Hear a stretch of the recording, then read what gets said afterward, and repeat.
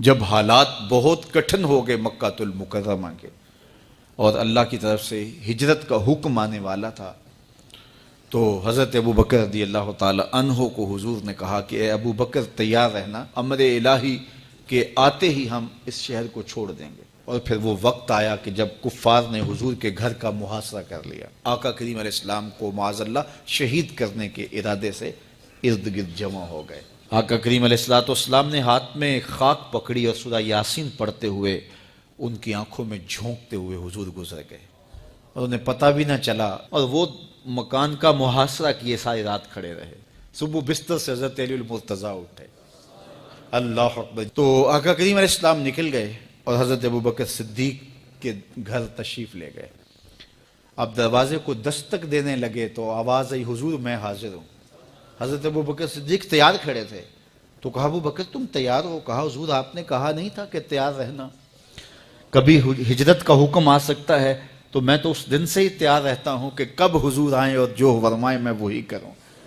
اور پھر وہاں سے لے کے حضور کو وہاں تک گئے، اور جبل سور کی چوٹی پر وہ غار ہے، اللہ اکبر، اس غار میں جانے سے قبل حضور کو باہر بیٹھنے کا کہا، عرض کی حضور ذرا میں غار کے اندر کے ماحول کا جائزہ لے لوں۔ غار کے اندر اترے، پہلے اس کو صاف کیا غار کو، پھر دیکھا جگہ جگہ سوراخ تھے، تو اپنا امامہ پھاڑ کے قمیض اتار کے اس کے ٹکڑے کر کے ان سوراخوں میں کپڑا دے دیا۔ 2 سوراخ ایک روایت کے مطابق، اور ایک روایت کے مطابق 1 سوراخ بچ گیا، اس میں اپنی ایڑی رکھ دی، اور پھر آواز دی جان عالم اندر تشریف لائیے۔ تو آقا کریم علیہ السلام غار میں چلے گئے، تو سیدنا صدیق اکبر رضی اللہ تعالی عنہ نے اپنی گود میں آپ کا سر رکھا اور حضور لیٹ گئے۔ اللہ اکبر، کیا منظر ہوگا! صدیق اکبر نے حضور کو دیکھا اور جی بھر کے دیکھا، اور ایسا دیکھا کہ کوئی اور شریک بھی نہیں تھا۔ یہ واقعہ حضرت سیدنا عمر سے روایت ہے، کتب صحاح میں ہے، اور حضرت عمر رضی اللہ تعالی عنہ یہ بات بیان کرتے ہوئے رو پڑے، اور آپ کہا کرتے تھے کہ ابو بکر یہ غار والی نیکی مجھے دے دیں اور میری ساری زندگی کی نیکیاں لے لیں۔ اللہ اکبر۔ تو حضور علیہ السلام حضرت ابو بکر صدیق کی آغوش میں ہیں۔ اب ہوا کیا کہ سانپ نے جب ہر راستہ مسدود پایا، تو خیر وہ اس راستے پہ پہنچا جہاں انسانی گوشت نظر آیا، تو سانپ نے پھر ڈنگ لگایا۔ سانپ کا ڈنگ اچانک، تو انسان تو کپ کپا کے رہ جاتا، اچانک تو چیونٹی کاٹ جائے تو انسان کپ کپا کے رہ جاتا ہے، چھپکلی گر جائے اچانک تو بندہ اپنے وجود کو جو ہے وہ متوازن نہیں رکھ پاتا، تو نیچے سے سانپ اور وہ ڈنگ لگا رہا ہے۔ لیکن لفظ سنیے، یہ حضرت عمر کی روایت ہے کہ حضرت سیدنا صدیق اکبر نے اپنی ٹانگ کو جنبش نہیں آنے دی، مخافۃ ان یتنبہ رسول اللہ، اس ڈر سے کہ کہیں حضور بیدار نہ ہو جائے۔ ساری توجہ ادھر رہی، بے اختیار آنکھوں سے آنسو ڈھلک پڑے، درد کی شدت اتنی تھی، اور آنسو گرے تو حضور کے رخسار پہ۔ آقا کریم بیدار ہو گئے۔ بیدار ہوتے ہی میرے حضور نے کہا، مالک یا ابا بکر، ابو بکر کیا ہوا؟ تو یہ ہوتی ہے ہنگامی صورتحال۔ ہنگامی صورتحال میں کسی کو پکاریں یا کسی کو کوئی جواب دیں تو مروجہ آداب کی رعایت کے ساتھ جو لفظ بولے جاتے ہیں وہ ترک کرنے پڑتے ہیں۔ اس مائک میں کرنٹ تھا، تو میں قریب ہونے لگا، تو آپ نے مجھے متنبہ کرنا تھا، تو میرے ساتھ آپ بہت پیار کرتے ہیں، بہت محبت کرتے ہیں، تو آپ نے اگر مجھے یہ بتانا ہو کہ اس میں کرنٹ ہے، اور اگر آپ نے منہ قریب کر لیا تو آپ کو نقصان پہنچ سکتا ہے، تو میرے نام کے ساتھ 20 القاب لیں گے؟ آپ نہیں لیں گے، آپ جلدی جلدی جو ہے وہ مجھے کہیں گے جناب یہاں کرنٹ ہے، تو میں یہیں سے رک جاؤں گا۔ یہ تو ہے کہ آپ میرے لیے کر رہے ہیں، اور اپنے لیے کسی کو پکاریں تو پھر بھی یہی بات ہے۔ اللہ اکبر۔ اب حضور نے جب کہا نا مالک یا ابا بکر، ابو بکر کیا ہوا، تو اب ہنگامی صورتحال تھی نا، تو فوراً کہتے لدغتو، ڈسا گیا، مجھے سانپ نے ڈس لیا، فوراً یہ کہتے نا۔ لیکن حضرت ابو بکر تیری محبت پہ قربان، کائنات میں آپ نے ایسا عاشق نہیں دیکھا ہوگا، سانپ ڈنگ پہ ڈنگ لگا رہا ہے اور ٹانگ شل ہو گئی ہے، زہر سرایت کر گیا ہے۔ حضرت ابو بکر نے جواب دیا، لدغتو فداک امی و ابی یا رسول اللہ، حضور میری ماں بھی آپ کے قدموں پہ قربان، میرا باپ بھی آپ کی راہوں پہ نچھاور، مجھے سانپ نے ڈس لیا ہے۔ تو اس مشکل وقت کے اندر بھی ادب کا کرینہ نہیں چھوڑا۔ جب معراج کا واقعہ ہوا تو یہ بہت عجیب و غریب واقعہ تھا۔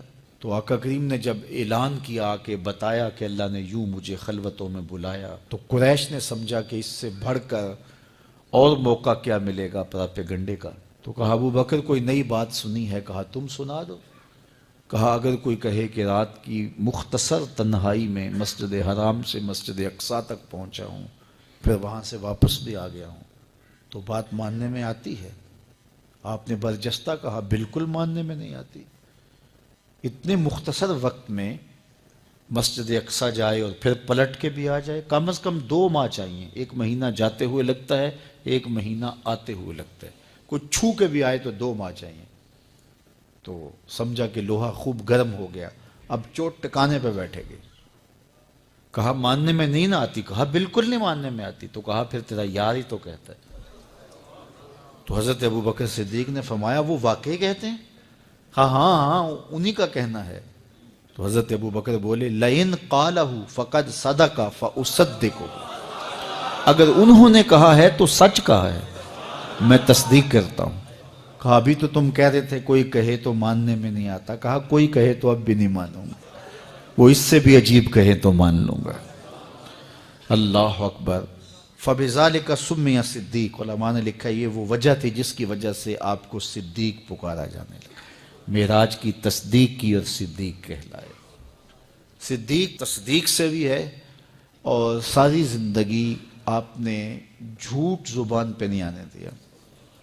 آپ کی طبع میں جو صداقت رچی بسی تھی، بلکہ ایک مشکل وقت آیا آپ پر، وہ جب حضور علیہ السلام کو اللہ کا حکم ہوا اور ہجرت کر کے حضور مکہ سے مدینہ کی طرف عازم سفر ہوئے، تو حضرت سیدنا صدیق اکبر رضی اللہ تعالیٰ عنہ ساتھ تھے۔